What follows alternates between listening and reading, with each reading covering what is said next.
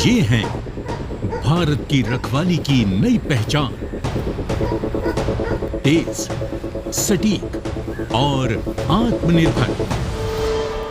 दक्कन की चट्टानों से लेकर हिमालय की बर्फ तक, थार के रेगिस्तान से तवांग के जंगलों तक, ये भारत में जन्मे हैं और अब इसी जमीन की रक्षा कर रहे हैं। ये हैं मुधोल हाउंड और रामपुर हाउंड।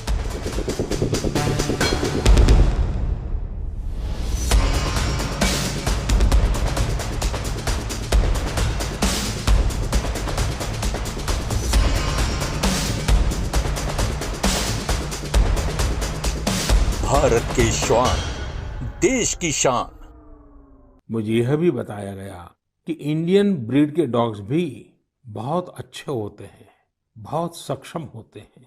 इंडियन ब्रीड्स में मुधोल हाउंड है, हिमाचली हाउंड है, ये बहुत ही अच्छी नस्लें हैं।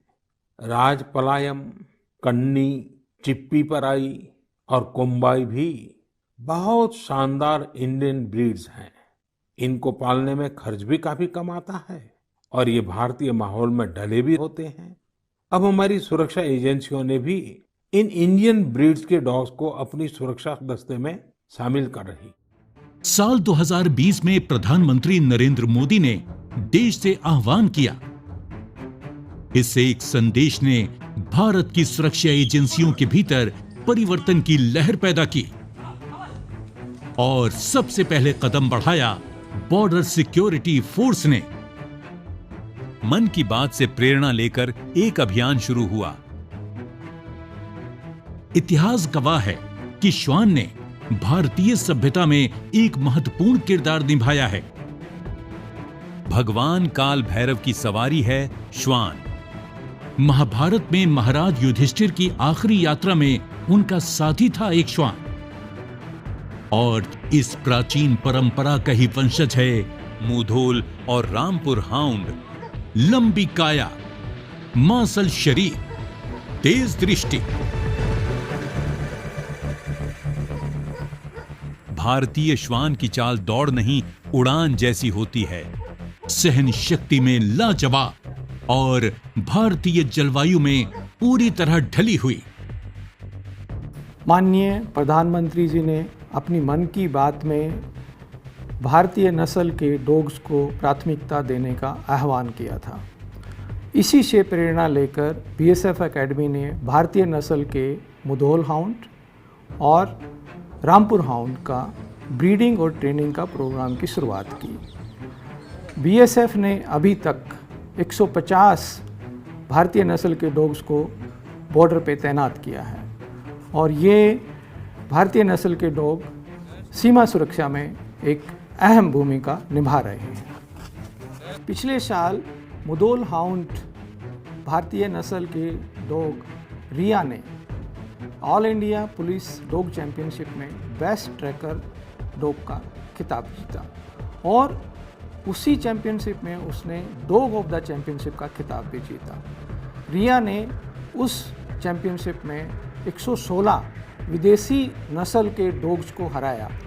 इससे ये साबित होता है कि भारतीय नस्ल के डॉग किसी से कम नहीं है। मध्य प्रदेश के टेकनपुर में स्थित बीएसएफ का national training centre for dogs अब इस देशी पुनर्जागरण का केंद्र बन चुका है। यहीं पर हर रक्षक का जन्म होता है, जहां अनुशासन, प्रशिक्षण और विश्वास एक साथ गढ़े जाते हैं। यहां करीब 150 भारतीय नस्लों के श्वान सीमा पर गश्त, ट्रैकिंग, नारकोटिक्स डिटेक्शन और लॉ एनफोर्समेंट की कठोर ट्रेनिंग से गुजरते हैं। 18 फुट की दीवार हो या कठिन भूभाग, भारतीय श्वान हर चुनौती को पार कर जाता है। इनकी देह हल्की है, चाल बिजली जैसी, फिर भी इनकी एकाग्रता और संवेदनशीलता किसी भी विदेशी नस्ल से कम नहीं।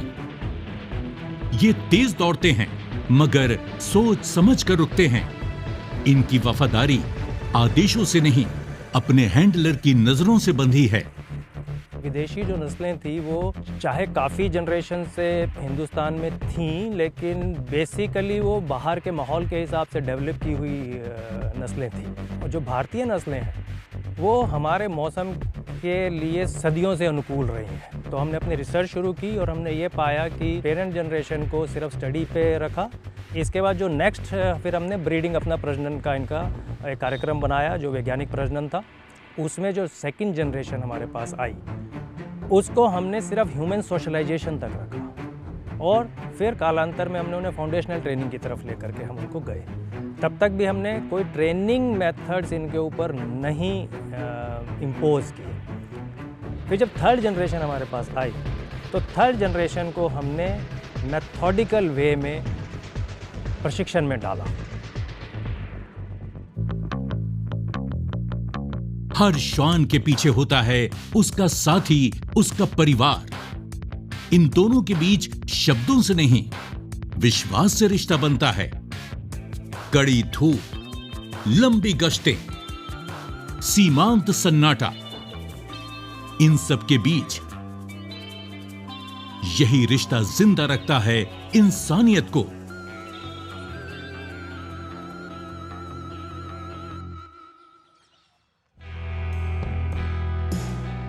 साल 2024 में बीएसएफ की रिया ने इतिहास रच दिया।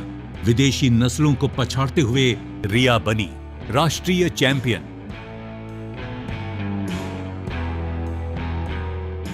मेरा नाम कांस्टेबल अशोक कुमार कुमावत है और जो मेरे साथ मेरी श्वान है, श्वान का नाम रिया है। ये मुधोल फीमेल हाउंड है। स्टार्टिंग में स्वदेशी श्वान जैसे और जो श्वान थे वैसे सर ये थी जैसे लीज खोल दिया, श्वान भाग गया तो भाग के जाएगा कहाँ, घूम फिर के वापस आता है। फिर मुझे रियलाइज़ हुआ कि मेरी एक आवाज़ से कि रिया कम तो मेरे पास आ जाता है। तब मुझे रियलाइज़ हुआ बात मानती है और जैसे माहौल में मैं इससे डालूंगा ये वैसे ही हो जाएगी। वो कंपटीशन हुआ था 2023-24 में, लखनऊ में आरपीएफ के अंडर में हुआ था वहाँ पे। तो पहली बार जब रिया वहाँ गई थी तो वहाँ दूसरी ब्रीड्स भी आई थी, तो वहाँ पे लोग देख के हंसने लग पड़े कि ये कौन सी ब्रीड आ गया। बीएसएफ पहली बार स्वदेशी श्वान को लेके गई थी वहाँ पे और इसके काम को देख के वहाँ पे तमाम हैंडलर्स, टीमें और यहाँ तक के जज भी हैरान हो गए थे इनके परफॉर्मेंस को देख के। और जब चैंपियन बनी, गोल्ड मेडल जीती, उस दौरान वाकई ही मेरी आंखों में खुशी के आंसू आ गए थे।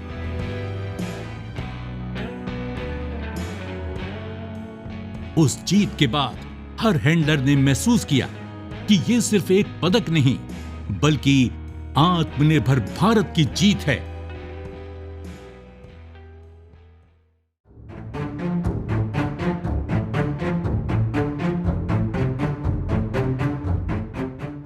आज ये रक्षक थार से त्वांग तक तैनात हैं।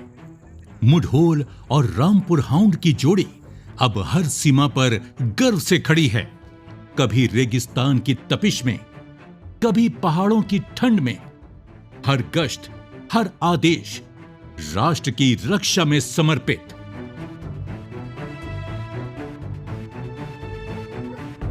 भारतीय श्वान की यही खासियत है, कम में ज्यादा कर दिखाना, कम संसाधन पर अधिक परिणाम।